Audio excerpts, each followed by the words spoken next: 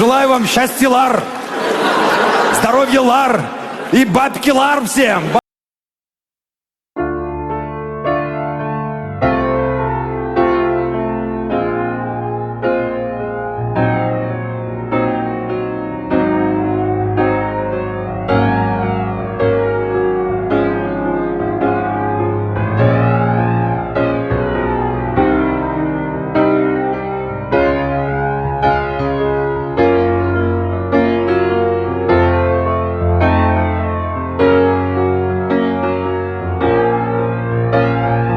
Димашем мы стали сильно интересоваться Казахстаном. Казахстан в тренде в самых разных областях. Как казахи, так мы их хвалим. Казахстан. Казахи. Мы казахи. Потому что нам всем очень не хватает Казахстана. Привет, друзья! Сегодня мы с вами поговорим еще об одной сфере, где казахи добились успеха. Это сфера юмора.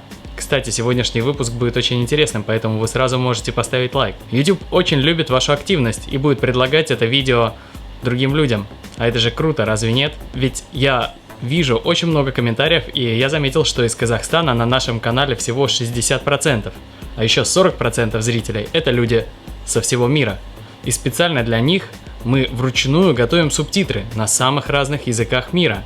Так что вы можете дать шанс другим людям также узнать о казахах и о Казахстане с помощью ваших лайков. Ну а теперь к теме ролика. Я с детства помню, что родители смотрели КВН, и я с ними тоже смотрел. И мне запомнилось, что почему-то казахи очень смешные. И, наверное, даже можно сказать, что мое первое знакомство с казахами было именно с помощью КВН. КВН расшифровывается как клуб веселых и находчивых. Для игроков это соревнование в собственном остроумии. Для зрителей это приятное времяпрепровождение и удовольствие от гормона счастья, который вырабатывается при смехе. Ну а для нас с вами, для исследователей феномена казахов, это возможность посмотреть на феномен, который мы изучаем, через призму юмора, которая, между прочим, позволяет сделать очень много выводов, ведь чтобы шутить хорошо, нужно обладать большим умом и быть настоящим психологом.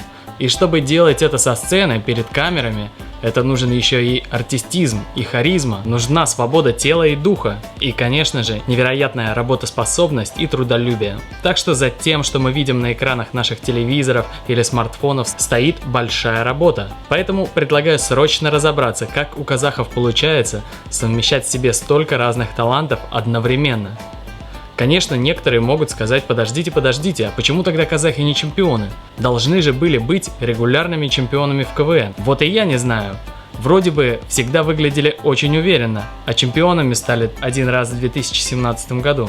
Ну, правда, можно сказать, что еще наши казахи, эта команда Камызякского края, в 2015 году стала чемпионами. При этом я помню, что в финалах обычно команды эти очень обидно занимали вторые места, потому что я очень хорошо помню, как они выступали, и мне казалось, что они вполне достойны чемпионства. Кстати, несмотря на то, что команды из Казахстана не были чемпионами, многие КВНщики великолепно высказываются о казахах.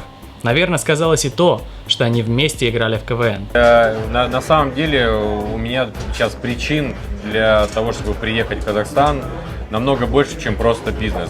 Здесь серьезная школа юмора. Всегда были в КВН представлены казахские команды. Всегда во всех остальных юмористических передачах. Почти в каждом выпуске кто-то есть из Казахстана.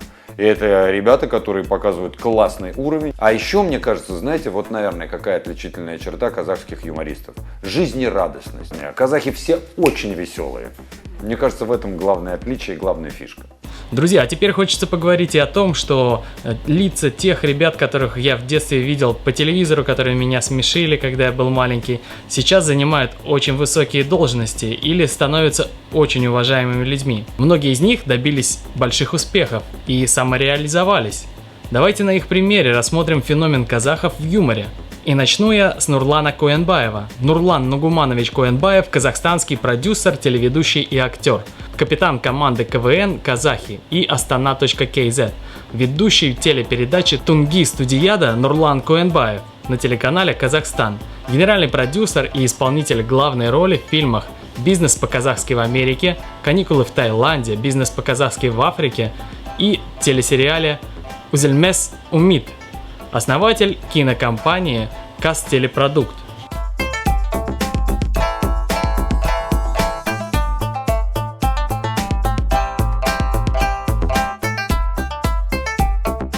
Нурлан очень успешно выступал в КВН Настолько успешно, что в 2003 стал лучшим КВНщиком в Казахстане, а в 2006 уже и в России. Его фильмы очень популярны как в Казахстане, так и за пределами. Их легко смотреть, и они оставляют море позитивных эмоций. А его вечернее шоу – это, наверное, главное шоу в Казахстане. Я имею в виду развлекательное вечернее шоу. Так же, как у нас, например, вечерний Ургант. Для всех суперзвезд попасть к Нурлану на его шоу очень круто и престижно. Но во всяком случае так видно с расстояния с Санкт-Петербурга. Но если вдруг я ошибаюсь, я знаю, друзья, что вы меня поправите. Я знаю, что в этом я могу на вас положиться. Вы это прекрасно делаете. Сразу же пару слов хочу сказать и о Турсунбеке Кабатове. Он играл в одной команде с Нурланом, а в 2018-м открыл театр комедии и сатиры в Астане. И его сольный концерт, который вышел в эфир под новый 2020 год, собрал уже 4 миллиона просмотров. Ссылка, как всегда, в описании.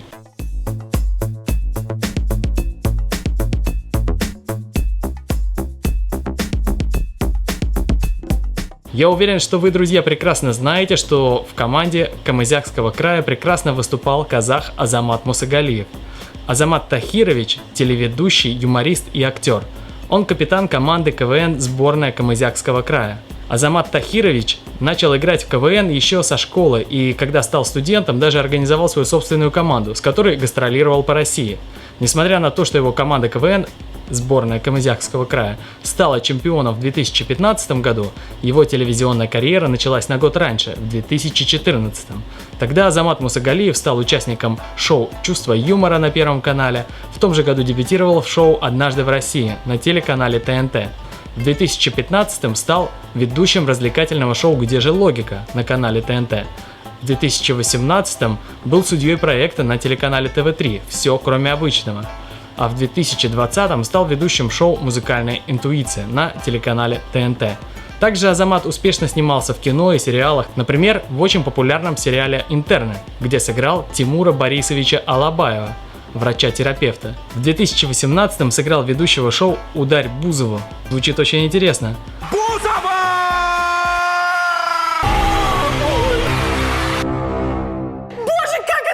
Я знал Олю в детстве, мы росли в одном дворе, и я к ней очень хорошо отношусь, потому что она молодец, она всего сама добилась, и за это ей огромный респект. Но наш фильм сегодня не о Бузовой, поэтому я надеюсь, что вы простите мне такое лирическое отступление. Итак, Азамат в 2019 году играет в фильме «Толя робот», а в 2020 в фильме «Холоп» появляется в роли Хана. Про Азамата я хочу сказать, что он очень талантливый актер, очень серьезный, умный человек.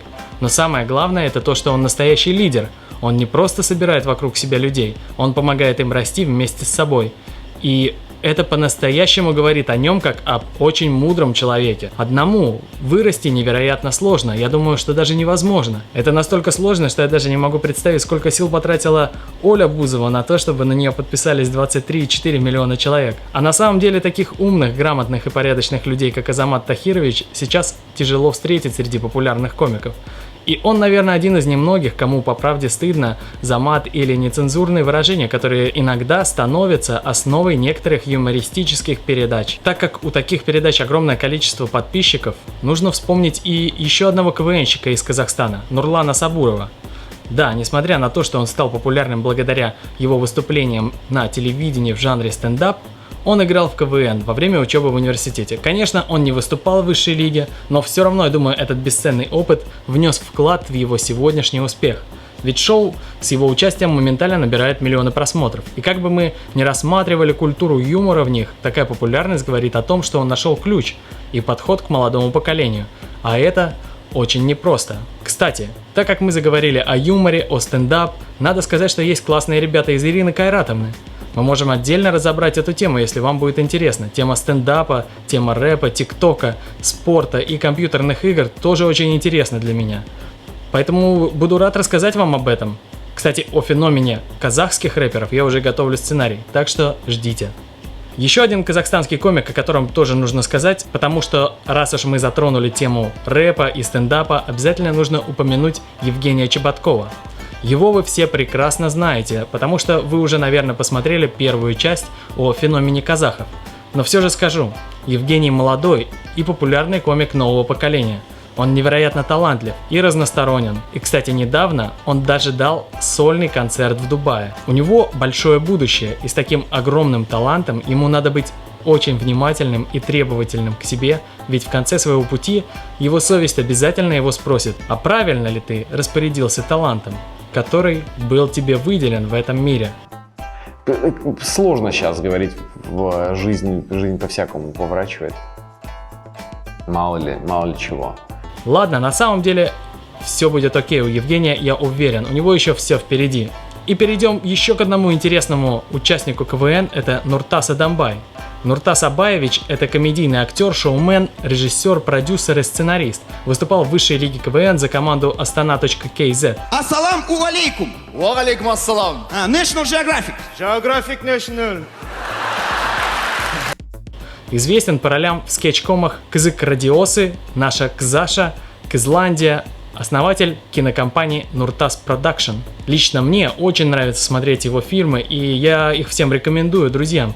А тем, кто их смотрел, они нравятся. Я не знаю, как к нему относятся в Казахстане, но интересно, а как вам его фильмы? Мне кажется, что Нуртаса Абаевича можно сравнить с нашим Леонидом Гайдаем. Ну, авансом, конечно же. Жамар Базарыч, вы где так подмазываться хорошо научились? Жизнь научили, Азика, жизнь научили. Друзья, это все известные комики, которых я смог найти в интернете. Если вы тоже кого-то знаете, о ком обязательно стоит упомянуть, напишите в комментариях, и я постараюсь сделать еще одно видео о юмористах из Казахстана.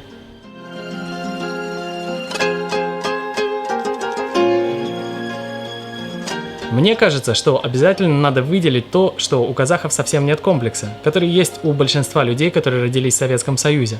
Комплекс быть смешным, быть не таким, как все. А казахские юмористы гнут свое и побеждают в себе комплекс, а может быть он у них совсем отсутствует. А как можно этого добиться, я думаю, только упорством и трудом. Шутить это очень сложно, а тем более шутить хорошо и каждый день по-новому. Возможно, даже КВН сильно помогло тем, что не давали успеха. Казахи стали сильнее. Хотя, по моему мнению, немного недооценили жюри казахские команды. Но сейчас это уже не важно. Важно то, что выходцы из КВН ворвались в мир юмора, находятся на лидирующих позициях и открыли дорогу молодым талантливым артистам. Наверное, элементы Айтыса помогли казахам развить ум, красноречие и остроумие. Так что моим выводом и напутствием будет пожелание не расслабляться. Так как казахи в тренде, им нельзя останавливаться. Нужно работать еще больше, если есть желание сохранить позиции. Надо быть примером всем остальным. А это огромная ответственность.